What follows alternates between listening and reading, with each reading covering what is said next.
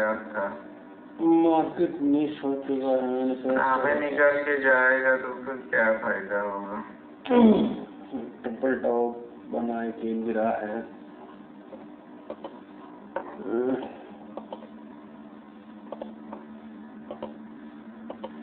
अभी मुझे कितना डॉलर और चाहिए मैं बताता हूँ आपको।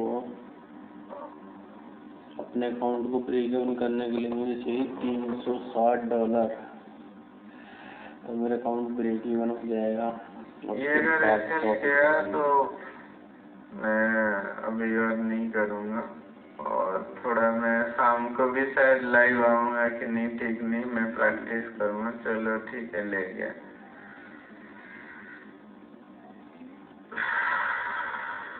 गंदा मार्केट है भाई। अभी ऐसे लेके अगर रॉकेट होता है तो समझ लो कि कंप्लीट मैनिपुलेट हो रहा मार्केट। ऑक्यूपेशन को हंट किया जा रहा है और कुछ नहीं। 66 पे मैं एंट्री बनाने वाला था और 61 आ चुका है हराम को। मतलब 66 पर फिर से आया नहीं।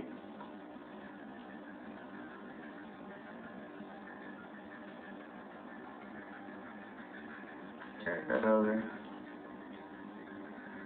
कुछ कर भी नहीं सकते ऐसे मार्केट का। ऐसे मार्केट पे क्या ही कर सकते हैं?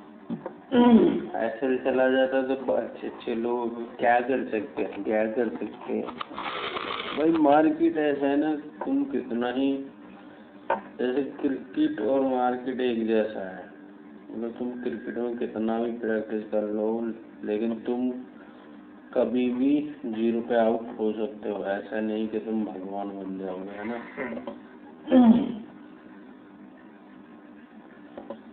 तो ऐसा चलो भाई, एंड करते स्ट्रीम को। फायदा नहीं होगा ट्रेड करके। एक अच्छा ट्रेड मिला, 2 छोटा चल गया, 2 नहीं 3 चल गया। पहले ये सेकंड और 3, मतलब ऑलमोस्ट वही ब्रेक इवन के आसपास। मैंने 34,000 से स्टार्ट किया था, 43,000 अभी है। तो थोड़ा वो छोटा मोटा प्रॉफिट पे। ओके, तो बस देखना, मुझे लग रहा है कि कहीं ना कहीं की ऊपर ही पेंडिंग हो सकता है। बट अभी ऐसे तो रेंडम हम एंट्री नहीं देख सकते। अगर मैं ये हाई से देख रहा था, इसका 25% लेवल भी अगर मानते हैं, क्या बोल सकते हैं, इसको इसने क्रॉस नहीं कर पाया। तो ये हाई से नीचे अगर देखेंगे,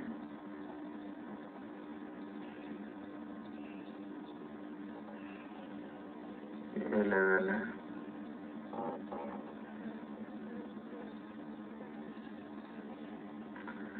अगर ब्रेक कर जाएगा तो क्या ही करोगे।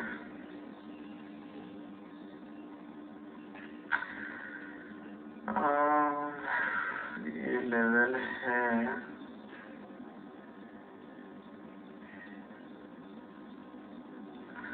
अगर ये ग्रीन रेड, मतलब रेड ग्रीन हुआ यहाँ पे बैठा, तो मैं लास्ट एक ट्राई करूंगा। यहाँ पे ब्रेक इवन सिचुएशन पे हूँ मैं, तो मैं एक लास्ट ट्राई करूंगा इसके। बट अगर यहाँ पे रेड ग्रीन पैटर्न बना दे तो, और ये ग्रीन कैंडल प्रीवियस वाला रेड कैंडल के हाई के ऊपर क्लोजिंग चाहिए। और इधर ये क्लोज करेगा तो मैं यहाँ से व्यू बनाऊंगा, स्टॉप लॉस इसके नीचे लगा लास्ट। होप थोड़ा प्रॉफिट बना के जाएंगे।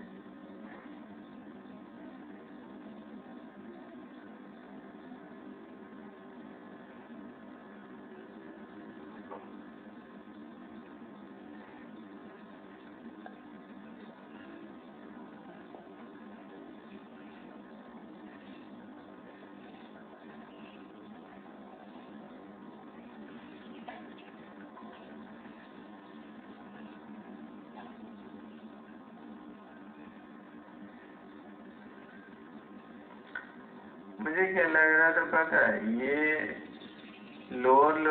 लगाने से पहले इसको ये जो हाई बना है ना, ये हाई, इसके ऊपर एक हायर बनना चाहिए था।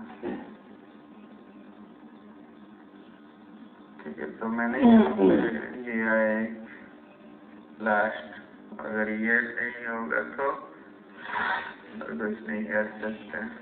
एटलीस्ट इसको 4490 के आसपास आना चाहिए था, ये वाला जोन।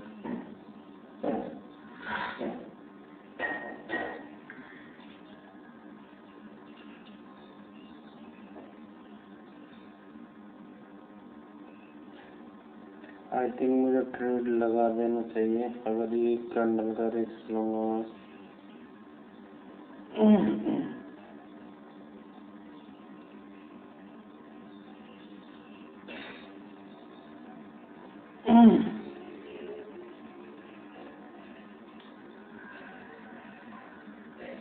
रेड ग्रीन फिर रेड ग्रीन, ऐसा अच्छा पैटर्न बनेगा भाई।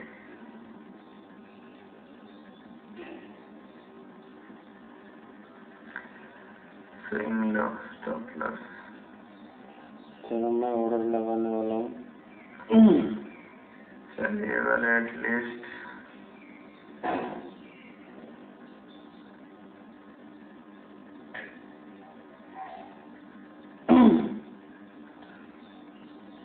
चलो देखते हैं ये मैंने ऑर्डर लगा दिया है, हालांकि ऊपर जा रहा है तो मैं इसको कैंसिल कर देता हूँ। मिलेंगे हम एक और नई वीडियो में, थोड़ा रुक जाते हैं।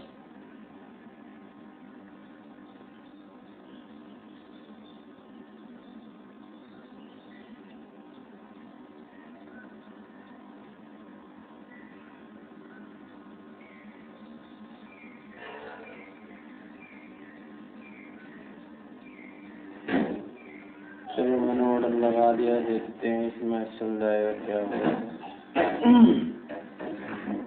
6463 पे एंट्री बना है अपना, और देखते हैं इसमें हम $160 लेने का ट्राई करते हैं। वेट करते हैं, कल कवर हो जा भाई, ये दो ऐसे कवर हो जा। चलो इसको मैं 200 पिप्स चाहिए, 100 पिप्स के अगेंस्ट 200 पिप्स चाहिए हमें। मैं इसको कट कर लेता हूँ।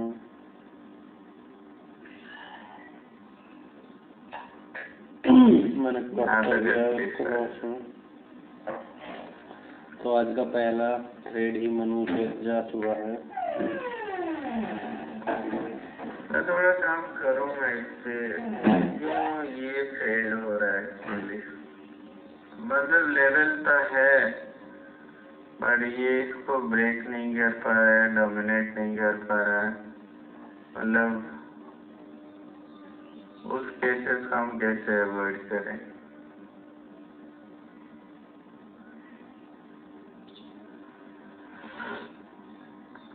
देखो, एक्सपीरियंस ही एक चीज है ना जो आपको सिखाएगा।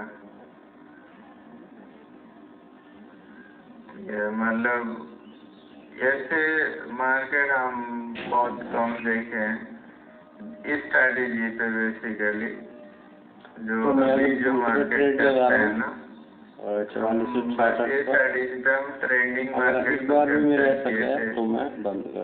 यहाँ से 1 डायरेक्शनल मूवमेंट आया, ये आया, ऐसे मूवमेंट को हमने कैप्चर किया था। ठीक है, बट अभी जैसे मार्केट है लास्ट, बस एक चुम्मी से लेके मतलब जो फॉल आया, बट ये जो मैक्सिमम टाइम है, ये टाइम पे हमें सरवाइव करना सीखना पड़ेगा। बाकी हम मिलेंगे होने दोस्तों। ओशो के ऊपर हम वीडियो देख रहे हैं जो कि श्याम मीरा सिंह के चैनल पे आई हुई है, और आज अपन ने 2 ट्रेड कर लिए ऑलरेडी। मैं अभी बताऊंगा क्या है, 1 मिनट पानी लेकर आता हूँ।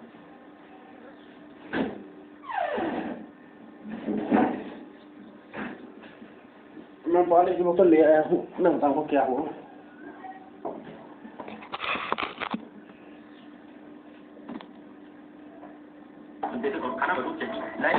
हिप्पियों ने भी सेक्सुअल नॉर्म्स को तोड़ा और ड्रग्स मारिजुआना के कंज्यूम को नॉर्मलाइज किया ताकि जीवन में उन्हें शांति मिल सके। जब कैसेट के रूप में ओशो के थॉट्स उन लोगों तक पहुंचते हैं तो इन्हें ओशो के थॉट्स में अपनी लाइफ की काफी सिमिलरिटी दिखाई देती है। इस तरह से ओशो के थॉट्स से हिप्पियों को एक वैलिडेशन मिल रहा था जो उन्हें अमेरिका में नहीं मिल रहा था। इसलिए बड़ी संख्या में हिप्पी फॉलोअर्स ओशो के फॉलोअर्स बनने लग जाते हैं। अब जैसे जैसे ओशो के फॉलोअर्स बढ़ने लगे वैसे वैसे उन्हें अच्छी खासी डोनेशन मिलने लग जाती है। इसलिए जून 1970 में ओशो ने जबलपुर छोड़ दिया और बॉम्बे शिफ्ट हो जाते हैं। ओशो के बॉम्बे शिफ्ट होने के पीछे एक कारण ये भी था कि उनके मोस्टली फॉलोअर्स बॉम्बे से थे और इंडिया में उस टाइम पर मोस्टली एलीट क्लास और इंटेलिजेंट लोग बॉम्बे में मिल सकते थे जो ओशो के थॉट्स को बताने की कैपेबिलिटी रखते थे। इसलिए 1 जुलाई 1970 को ओशो विक्टोरिया रेलवे स्टेशन पर उतरते हैं जहां उनका जोरदार स्वागत किया जाता है।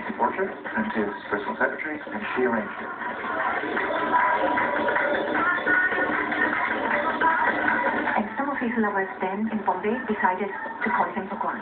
बॉम्बे में ओशो के साथ उनकी पहली शिष्या योग लक्ष्मी भी आई थी जो उनकी पहली पर्सनल सेक्रेटरी भी बनी थी। लक्ष्मी ओशो की लाइफ में एक इंपोर्टेंट रोल प्ले करते थे क्योंकि लक्ष्मी के पास खूब पैसा था और बड़ा इन्फ्लुएंस था। उनके फादर भी फ्रीडम स्ट्रगल के समय इंडियन नेशनल कांग्रेस को फाइनेंशियली सपोर्ट किया करते थे जिसकी वजह से उस टाइम पर लक्ष्मी की तब की प्रधानमंत्री इंदिरा गांधी और महाराष्ट्र के तत्कालीन मुख्यमंत्री वसंत दादा पाटिल तक पहुंचती। लक्ष्मी की लाइफ पर बुक लिखने वाले पोएट और राइटर राशिद मैक्सवेल बताते हैं कि लक्ष्मी इतनी इन्फ्लुएंसर थी कि इंदिरा गांधी ने लक्ष्मी से मदद मांगी थी ताकि वे अपने बेटे राजीव गांधी को राजनीति में लाने के लिए मना सके। लेकिन आने वाले सालों में जब इंदिरा गांधी मोरारजी देसाई से चुनाव आ जाती है तब ओशो के लिए लक्ष्मी बहुत काम की नहीं रह जाती है। लेकिन वो लक्ष्मी ही थी जिसकी बदौलत ओशो मुंबई की सबसे फर्स्ट प्रॉपर्टी में अपना आश्रम खोल सके। और दुनिया भर से ओशो के भक्त उनसे मिलने के लिए मुंबई आश्रम आने लगे जहां ओशो कई मेडिटेशन सेशंस लीडर किया करते थे। इन सेशंस में गाना बजाना और नाच गाना भी होता था। 26 सितंबर 1970 को ओशो फाइनली अपने इस मूवमेंट को न्यू सन्यासी मूवमेंट का नाम देते हैं। इस मूवमेंट में ओशो के फॉलोअर्स को न्यू सन्यासी कहकर बुलाया जाता था। इसमें शामिल होने के लिए हर फॉलोअर को पहले अपनी नॉर्मल लाइफ से संन्यास लेना पड़ता था। इसके अलावा उन्हें सेपरल रंग के कपड़े भी पहनने पड़ते थे और गले में ओशो की तस्वीर की एक माला लगानी पड़ती थी। साथ ही पुराने नामों को छोड़कर नए नामों को अपनाना पड़ता था। महिलाओं को अपने नए नाम के आगे मां लगाना पड़ता था और पुरुषों को स्वामी। इसमें फॉलोअर्स या तो अपना नाम खुद चुन सकते थे या ओशो चुनते थे। यहाँ नए नाम देने का मतलब था कि अब आप पूरी तरह से खुद को ओशो को समर्पित कर चुके हैं। मुंबई में 1 साल बताने के बाद ओशो अपना नाम आचार्य रजनीश की जगह भगवान श्री रजनीश कर लेते हैं। लेकिन बाद में वो अपने नाम से श्री हटा लेते हैं और इस तरह अब उनके फॉलोअर्स उन्हें भगवान रजनीश कहकर बुलाने लगे। ओशो ने जैसे जैसे बॉम्बे में टाइम बताया वैसे वैसे उनकी तबियत बिगड़ने लग जाती है। बॉम्बे एक बड़ा क्या बड़ा मानस में मार्केट देखो, मैं बैठा हुआ था 3 ट्रेड लिए मैंने 62, 63, 64 पे, ठीक है, और मार्केट अब आ चुका 65, 55 पे।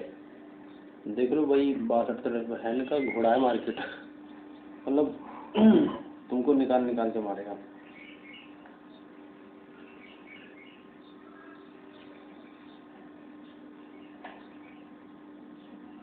मार्केट आज गंदा गिरेगा, मतलब मुझे दिख रहा है इसके टाइम।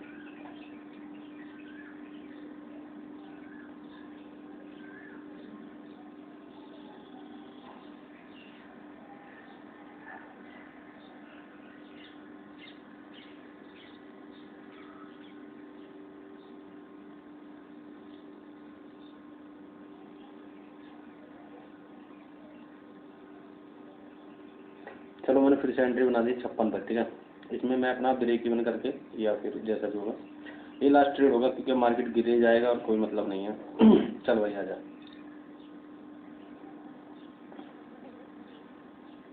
मुझे $300 देता हो तो आजा, नहीं तो मत।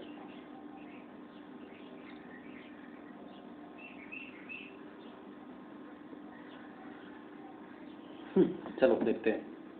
ट्रेड लग चुका है। शहरों के मुकाबले ज्यादा ट्रैफिक था। ऊपर से बॉम्बे की हवा समुद्र के नजदीक होने के कारण ज्यादा नमी से भरी रहती थी। ओशो जिन्हें ब्लड प्रेशर और अस्थमा की बीमारी थी उन्हें बॉम्बे की नमी वाली हवा से अस्थमा का अटैक बढ़ने लग जाता है। दूसरा, बॉम्बे में मिलने वाला खाना वैसा नहीं था जैसा ओशो जबलपुर में खाया करते थे। अब ओशो को वैसी हवा में रहना था जहाँ हवा सूखी हो और ठंडी हो। इसलिए साल 1974 में ओशो पुणे के गोरेगांव पार्क शिफ्ट हो जाते हैं। इस पार्क में ओशो साल 1981 तक रहते हैं। आज भी ये property Osho international meditation resort के नाम से जानी जाती है। ओशो को ये प्रॉपर्टी दिलाने में ओशो की सिस्टर मां योग गुप्ता ने हेल्प की, जिनका असली नाम था कैथरीन मिथेला ग्रेगोस, जो ग्रीस की एक वेल्दी फैमिली से आती थी। उनकी शादी ग्रीस के सबसे प्रभावशाली नेता एलेक्सियोस वेनिजेलोस, जिन्होंने मॉडर्न डे ग्रीस बनाया था, उनके पोते से हुई थी। इसे बताने का मेरा मतलब ये है कि आप ये जान सकें कि कितने हाई प्रोफाइल लोग ओशो के फॉलोअर्स बन चुके थे। बॉलीवुड के कई सेलिब्रिटीज भी ओशो के फॉलोअर्स बन चुके थे, जैसे उस समय के बॉलीवुड सुपरस्टार विनोद खन्ना। आप से कॉन्टैक्ट हो गया और आपने पूरा इस तरह से शेफ को अपना लिया था, इसकी क्या वजह है?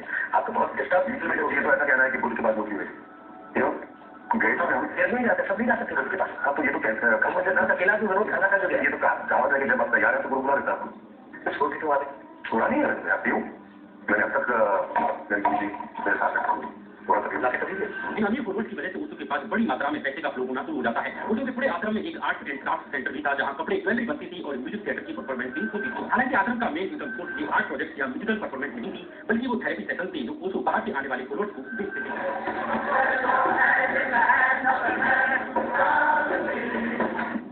ये थेरेपी सेशन तो उन लोगों को भी दिखाते थे जो अपना मैक्सिमम पोटेंशियल अचीव करना चाहते थे। एक फॉलोअर के लिए ओशो से पूरे आफ्टर मेडिटेशन की शुरुआत सुबह 6 बजे 1 या सवा घंटे के डायनामिक मेडिटेशन से होती थी, जो 5 स्टेजेस में बटा हुआ था। इस मेडिटेशन के पहले स्टेज की पहली 19 मिनट में तेजी से ब्रीदिंग एक्सरसाइज की जाती थी। इसके बाद सेकंड स्टेज में नेक्स्ट 10 मिनट में एक्सप्लोसिव एक्सप्रेशन किए जाते थे, जैसे चिल्लाना, कूदना, रोना, हंसना और नाचना।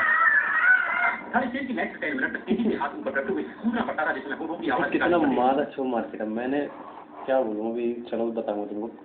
ओशो का वीडियो मैं देख रहा हूँ ताकि मेरा ध्यान उधर लगा रहे, और मैं ट्रेड पे मतलब मैं देख रहा हूँ, लेकिन ये तो मेरा फंडेड अकाउंट है तो ज़्यादा दिक्कत होता नहीं है, इमोशन आते नहीं है। लेकिन रियल अमाउंट होता है तो भाई यहाँ पे इस टाइम पे बहुत इमोशन आते हैं। तो अभी मैंने 55 पे ट्रेड बना लिया है, और कहीं ना कहीं मैं फोमो में एंट्री कर रहा हूँ कि मेरे तीनों ट्रेड सही थे, लेकिन कहीं ना कहीं मुझे एक एसएल और 2 ब्रेक इवन लेना पड़ा, और चौथा ट्रेड मैं लगा चुका हूँ। और अगर इसमें भी थोड़ा बहुत लॉस लेता हूँ तो ठीक है, नहीं तो मैं भाई क्या करेगा हमारा चो। तो चलो मैंने इसमें लॉस ले लिया है, अभी लॉस हो चुका है $71, और बाकी मिलेंगे हमें को नेक्स्ट वीडियो में।